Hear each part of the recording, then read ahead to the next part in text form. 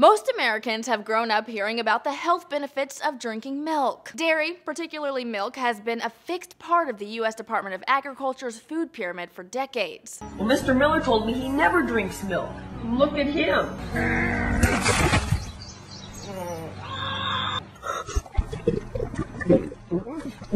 But a new study out of Sweden actually links milk consumption to the problems it's supposed to prevent, like cardiovascular disease and bone fractures. One possible explanation for the findings is a simple sugar found in milk called galactose. It can create compounds that create inflammation within our blood vessels and something called oxidative stress in our cells.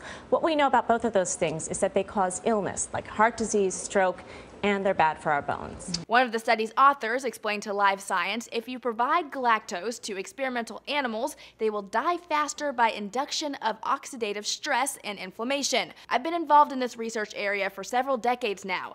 This last study really convinced me. The studies relied on health surveys in Sweden, which the authors warned isn't an ironclad way to nail down cause and effect, but their numbers are pretty shocking. The researchers looked at participants who drank 3 or more glasses of milk a day. For women, it seemed the risk for early death or cardiovascular disease was much higher than for men, with chances doubling and the risk for cancer increasing by 44%. That's compared to a 10% increase for early death or cardiovascular disease in men. An interesting side note, when fermented milk products such as yogurt were considered, the opposite pattern was observed. People who consumed more had a lower risk of fracture.